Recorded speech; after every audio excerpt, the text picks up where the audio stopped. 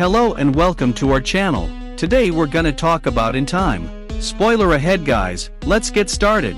A place where time has become currency. Thanks to scientific advances people can stop aging at 25, but it comes with a catch. After reaching 25 a person is genetically engineered to live only one more year. The time is used as currency. You can earn more at work, but you sell it for goods and other services. Once your time runs out, you die. Will Salas is a young man living in Dayton, a poor ghetto in the southwest USA. He lives day by day, making just enough to pass each day, sharing time currency with his perpetually youthful mother, Rachel Salas. She is 50 today, but has 2 days work in the garment district. She gives Will 30 minutes for lunch. They will celebrate when she gets back.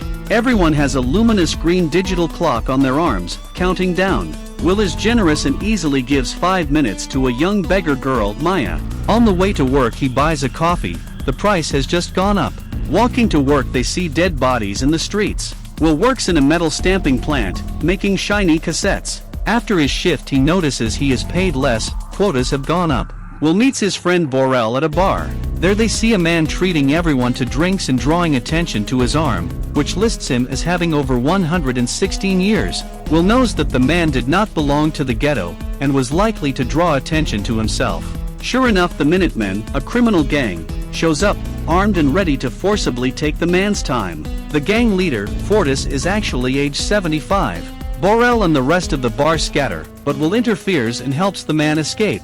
The two flee from the Minutemen and eventually find an old building to hide in. The man introduces himself as Henry Hamilton and tells Will of the time as currency system. It had been established as a means of population control after the advances made in anti-aging processes, but as people were still surviving. Inflation and lower wages were designed to keep the population in control. This currency system also meant that the rich could live much longer than normal and essentially become immortal, while the poor died. Henry, however, is tired of living for so long, and indignant Will tells him that the rich basically did not deserve their time. He tells Henry he doesn't want his time. Unwilling to abandon the depressed man, Will offers to stay with the man until the morning. At dawn, Henry passes his time to a sleeping Will. Will wakes alone, with the 116 years of time, and a message telling him not to waste it. Through a window, Will sees Henry seated on the edge of the bridge and realizes the man plans to commit suicide. He runs out to stop him, but just misses him as Henry's time runs out and he falls into the storm water channel.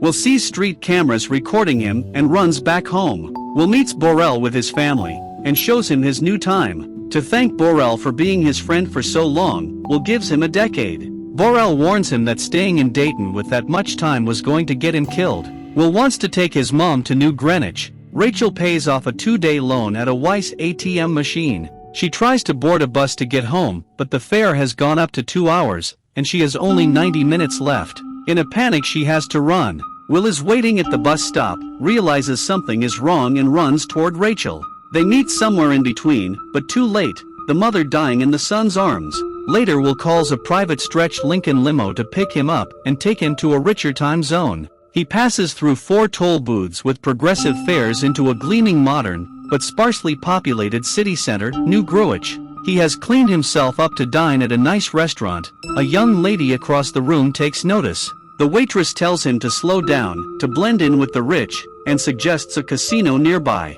Meanwhile, Henry's body is discovered by the timekeepers, a body of authority much like the police. Raymond Leon notices the street cameras and examines the footage. When he expresses surprise at seeing Will's photo, his colleagues ask him if he knew the suspect and whether or not he had a criminal record. Raymond corrects them, telling them he did not know the current Will Salas, but he did know the senior Will Salas. Timekeepers are mobilized to locate Will Salas. At the casino, a tuxedoed Will meets Philip Weiss, arguably the richest man in the world. At a high-stakes poker game, Will goes all in and comes out as victor, now with over 1,000 years.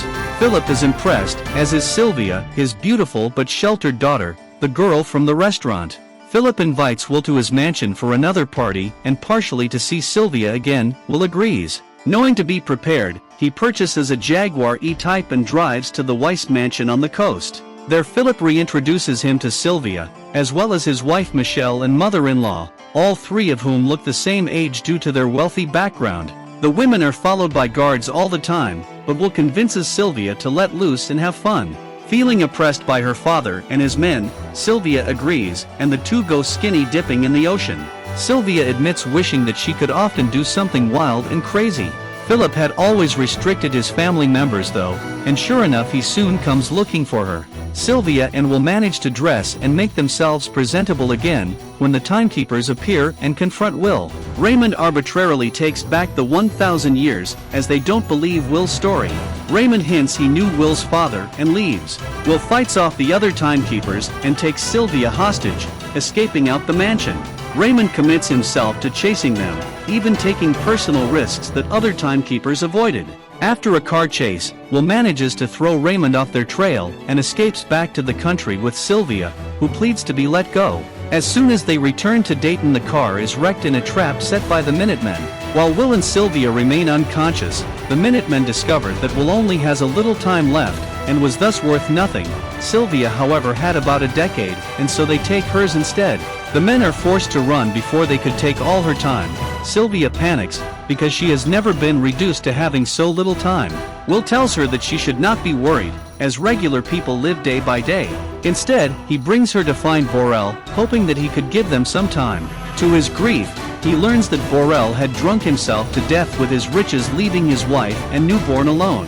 Will manages to buy them more time by pawning off Sylvia's diamond earrings, but knows it isn't enough. He calls Philip and demands a 1,000-year ransom for Sylvia's return, to be sent to the Time Welfare Office. Raymond listens to the call and warns Will not to follow his father's path. Will learns that his father's crime was not stealing time, but something much more serious. Raymond deduces where Will was hiding and assures Weiss he would bring his daughter back safely. At Will's apartment he explains his father was an armed fighter with a trick to win time contests. He demonstrates that you let the other win at first. They get overconfident and distracted just as the last few seconds run down, then the arm can be flipped and the flow reversed. The next day the ransom is unpaid. Will says to Sylvia that it was likely because her father was prevented by the timekeepers, but Sylvia saw it as proof that her father didn't care about her. Nevertheless, Will decides to let her go and tells her to make a call to her family. Since they were in the ghetto after all, he also gives her a gun to protect herself. They kiss, and just as they split so that Sylvia can make her call, Raymond appears and nearly shoots an unsuspecting Will. A panicked Sylvia shoots Raymond instead, and Will corners Raymond and attempts to take his time. Raymond however has very little, for it is timekeeper practice to carry only a little time to avoid being targets. Since Will was planning to take Raymond's car, he graciously transfers 4 hours of his own time to him before hijacking the black Challenger car and leaves him alone in the ghetto. Sylvia realizes that using a police car was essentially asking for attention. They end up robbing another limo and passenger, a blonde woman dressed like a hooker. They learn that they had both been placed on a wanted poster with a reward of 10 years to anyone who could bring about their arrest. Philip studies a large map of the world with colored lights and numbers. He assures his business partners that his daughter would not crash the current economic system. An injured Raymond manages to escape the ghetto, verbally harassed the whole time, and meets with Philip. Weiss attempts to bribe Raymond into rescuing his daughter, but Raymond tells him that due to Sylvia's actions, an arrest warrant will be placed for her as well. If Philip interfered and tried to save his daughter, Raymond will see him arrested as well. Will trains Sylvia how to use a handgun. She offers to help him get time. Will and Sylvia drive an armored car through a Weiss bank window and scoop up many time cassettes. They invite the onlookers to grab what they can also. The large status board shows the imbalance. This endears them to most people in the ghetto. Weiss watches the news report of the robbery as his wife chides him for suffocating them. In a motel the two get closer, then sense something is up and just manage to escape Ray and his squad. Ray alone takes after them over rooftops in a running gun battle, refusing to let them go. They manage to bribe a bus driver and escape. At a seedy hotel they rent the whole building for privacy. Fortis and his gang roust civilians until one admits where he saw the two runaways. In the hotel room the young couple describe how each went through the change at age 25, when the green numbers begin counting down. Fortis arrives and explains it is not just the rich and the timekeepers oppressing the normal citizens. The Minutemen are being allowed to do so as long as they did not start preying on the rich as well. Fortis challenges Will to an armed fight to the death. As the two men lock arms together, Will's time runs down fast. Will uses his trick to reverse the flow, then manages to pull a gun from his boot, kills the henchman and times out Fortis. Will is dismayed and figures it will take 1,000,000 years to change the system. Sylvia knows where they could find that time. Sylvia returns home, pretending to turn herself in, distracting her father and his multiple guards, so that Will could sneak up on him. Under gunpoint, they take Weiss to his office and open a large vault where they find a single cassette with 1,000,000 years.